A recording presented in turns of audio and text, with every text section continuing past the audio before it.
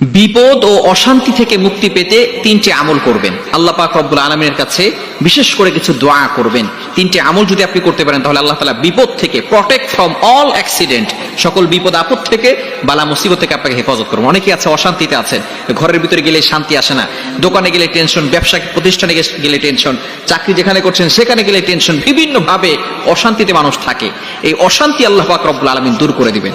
আপনি এক নাম্বার হচ্ছে আপনি ইস্তিগফার আমল বেশি বেশি করবেন, আস্তাগফিরুল্লাহ আস্তাগফিরুল্লাহ আস্তাগফিরুল্লাহ। আর দ্বিতীয় নাম্বার হচ্ছে দুরূদ শরীফের আমল করবেন, জিকির আজকার বেশি বেশি করে করবেন, দোয়া পড়বেন। একটি দোয়া আছে নবী সাল্লাল্লাহু আলাইহি ওয়াসাল্লাম জানিয়ে দিয়েছেন। এই দোয়াটি নবী সাল্লাল্লাহু আলাইহি ওয়াসাল্লাম এক সাহাবীকে বলেছিলেন, সেই সাহাবী দুশ্চিন্তা থেকে, ঋণ থেকে মুক্ত হয়েছেন।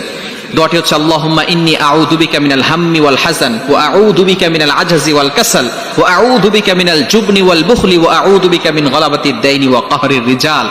এটা যদি আপনি পড়তে পারেন আলহামদুলিল্লাহ ভালো। বিশেষ করে দুরূদের আমল করবেন।